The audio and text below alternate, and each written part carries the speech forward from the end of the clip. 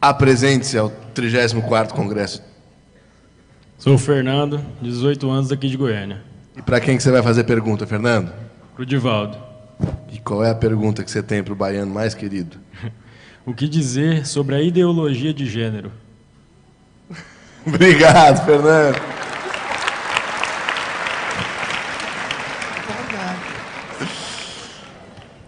Pinga fogo, Di. Eu diria, em frase muito breve, que é um momento de alucinação psicológica da sociedade.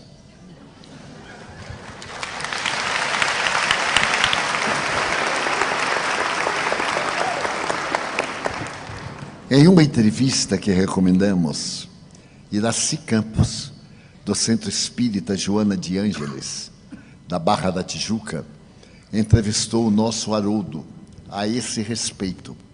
E as respostas, como as perguntas, muito bem elaboradas, propiciaram a Haroldo abordar a questão do ponto de vista legal, moral, espírita e social. Vale a pena, portanto, procurar na internet esse encontro de Iraci Campos com Haroldo Dutra. Haroldo disse, em síntese, eu peço licença a ele, que se trata de um momento muito grave da cultura social da Terra e que é naturalmente algo que deveremos examinar em profundidade, mesmo porque nós vamos olhar a criança, graças à sua anatomia, como sendo o tipo ideal. E a criança, nesse período, não tem discernimento sobre o sexo.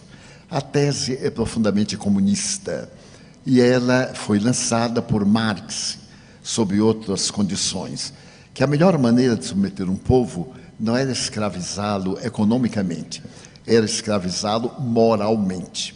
Como nós vemos, através de vários recursos que têm sido aplicados no Brasil nos últimos 9 anos, 10, em que o poder central tem feito todo o esforço para tornar-se o patrão de uma sociedade em plena miséria econômica e moral, porque os exemplos de algumas dessas personalidades são tão aviltantes e tão agressivos que se constituíram legais e, porém, nunca morais.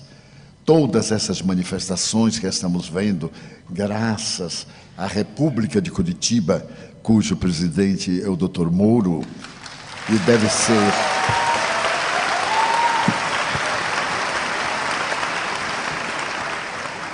o desnudar da hipocrisia e da criminalidade. Aliás, o Evangelho recomenda que não deveremos provocar o escândalo.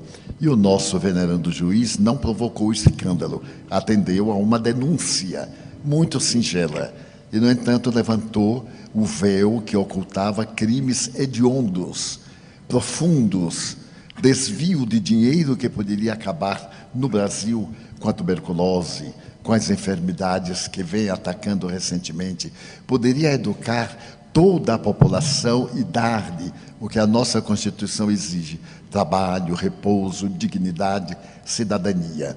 Mas determinados comportamentos de alguns do passado muito próximo estabeleceram o marxismo disfarçado e a corrupção sob qualquer aspecto como um princípio ético.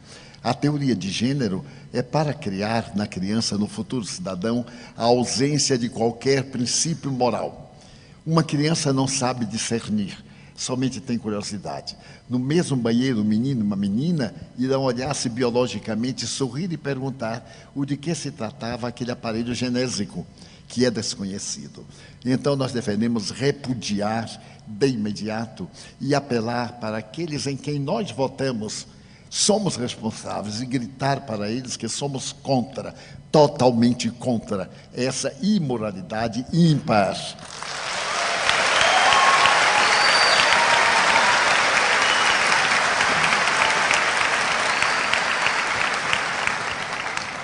Vão me perdoar uma blasfêmia agora para adultos. Os espíritas somos muito omissos.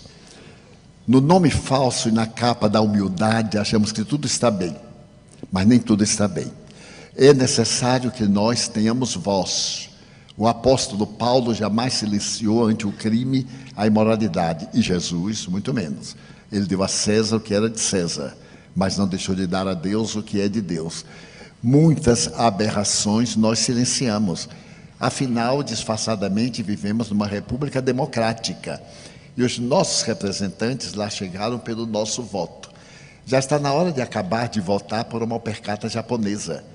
Já está na hora de deixar de votar por causa do emprego que vai dar ao nosso filho. Pensarmos na comunidade. Uma comunidade justa não faltará emprego para todos. Uma sociedade justa, de homens de bem, de mulheres dignas, naturalmente estabelecerá as leis de justiça e de equidade. Então nós evitaremos essas aberrações. O aborto provocado, esse crime hediondo que está sendo tentado tornar-se legal, por mais que seja legal, nunca será moral. Não somos contra quem aborta por essa ou aquela razão. Falamos em tese, matar é crime, seja qual for a aparente justificativa. E agora, com a tese de gênero, estamos indiferentes. E de um momento para outro, pela madrugada, os nossos dignos representantes adotam. Falávamos ontem a respeito de cartilhas do Ministério da Educação depravadas para corromper as crianças e que as escolas estão devolvendo ao Ministério. Que Ministério de Educação é esse?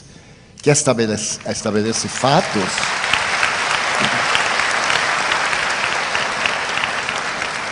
de uma indignidade muito grande. Os pais devem vigiar os livros dos seus filhos e, naturalmente, recusarem. Nós temos o direito de recusar. Nós temos o dever de recusar. Victor Hugo já nos falava há mais de 150 anos, um grande pecado é a omissão.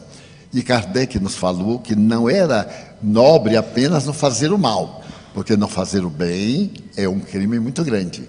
Então precisamos ser mais audaciosos, espíritas, definidos, termos opinião. A doutrina nos ensina, e para os jovens, eu direi que há uma ética, liberdade. O sexo é livre, livre sim, mas ele não tem a liberdade de indignificar a sociedade. Poderemos sim exercer o sexo, é uma função do corpo e também da alma, mas com respeito e com a presença do amor. Portanto, a teoria de gênero, jamais.